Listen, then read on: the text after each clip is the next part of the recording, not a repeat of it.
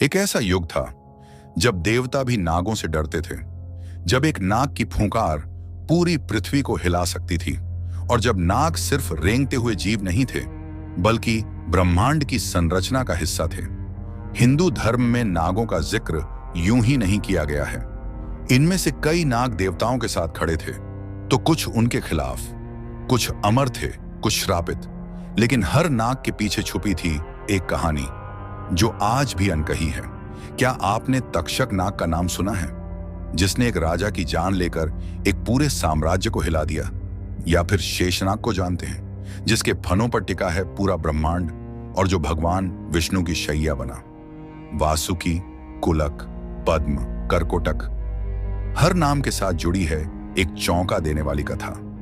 लेकिन सबसे बड़ा सवाल यह है, क्या ये सिर्फ पौराणिक चरित्र हैं, या फिर वाकई ऐसे नाग कभी इस धरती पर थे जिनकी शक्तियां इंसानों की सोच से परे थीं? इस वीडियो में हम आपको मिलवाएंगे ऐसे 12 पौराणिक नागों से जिनकी कहानियां न सिर्फ रोमांच से भरी हैं बल्कि आपके धार्मिक और आध्यात्मिक ज्ञान को भी गहरा कर देंगी। तो शुरुआत से अंत तक वीडियो को जरूर देखिए, क्योंकि आखिरी नाग की दास्तान आपको सोचने पर मजबूर कर देगी। क्या वो आज भी जीवित हैं? नंबर 1, धनंजय। धनंजय एक प्रसिद्ध सर्प। यह सर्प कश्यप प्रजापति की पत्नी कद्रु से उत्पन्न हुआ था। श्लोक 5, अध्याय 35, आदि पर्व।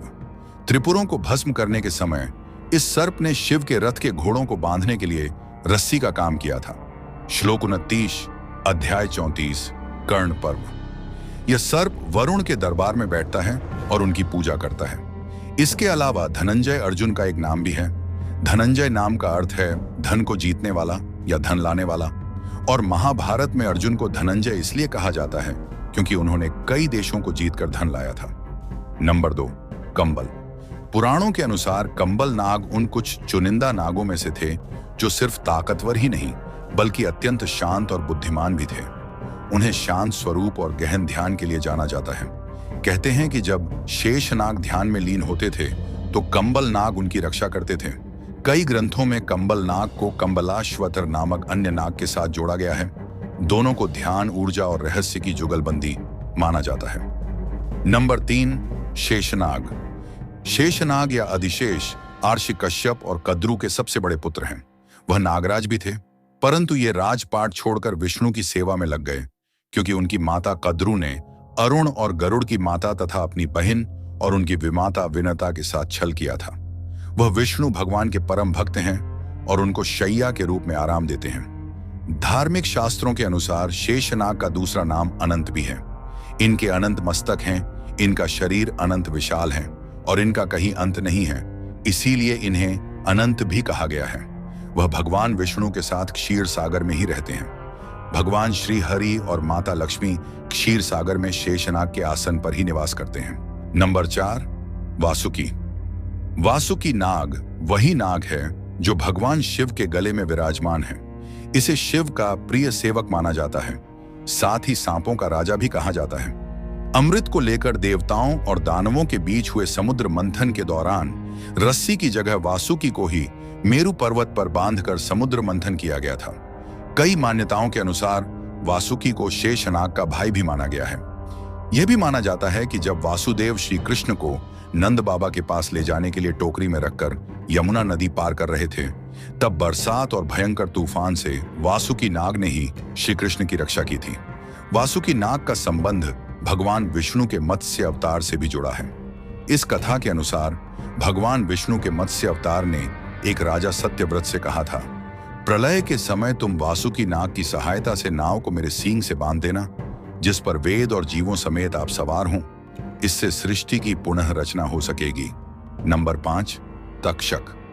नाग प्रजाति में तक्षक नाग एक ऐसा नाग है जिसके डसने के बाद इस पृथ्वी पर ऐसा कोई उपाय नहीं है जिससे रोगी ठीक हो सके, अर्थात तक नाग के डसने के बाद उस प्राणी की मृत्यु निश्चित है।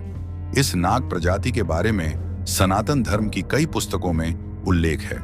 सबसे प्रचलित घटना तक्षक नाग के बारे में जो बताई गई है भारतीय शास्त्रों में, वो है राजा परीक्षित को श्राप की घटना।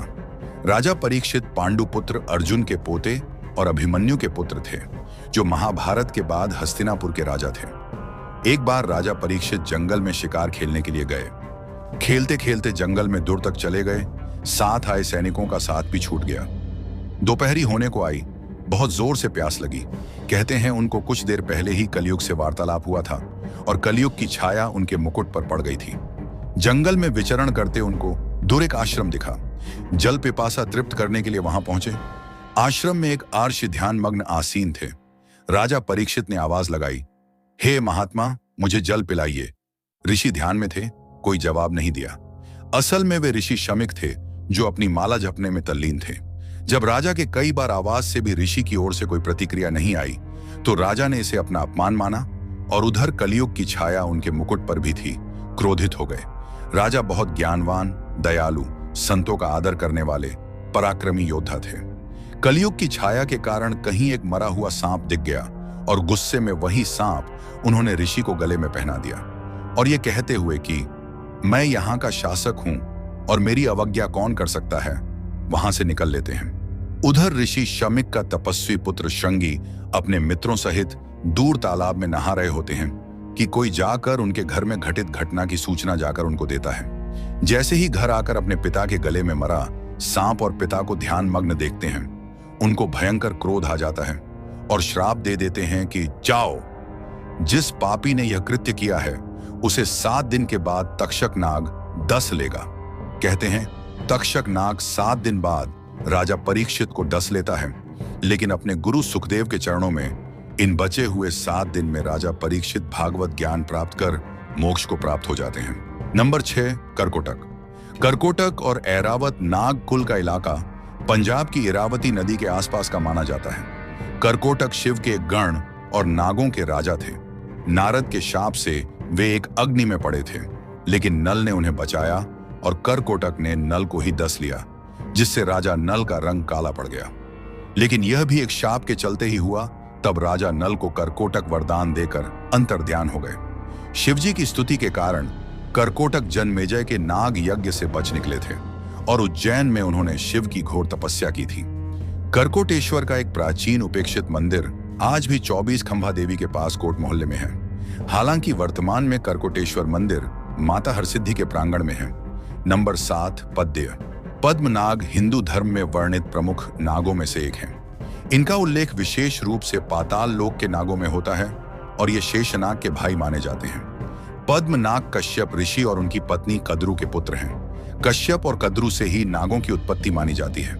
पद्मनाग पाताल लोक में रहते हैं, जो 7 अधोलोकों में सबसे रहस्यमय माना जाता है। वहां वे अन्य नागों के साथ एक दिव्य जीवन जीते हैं। पद्मनाग का वर्णन एक अत्यंत सुंदर, चमकदार और तेजस्वी नाग के रूप में होता है। उनका रंग अक्सर कमल के रंग जैसा बताया जाता है, इसीलिए उन्हें पद्मनाग कहा गया।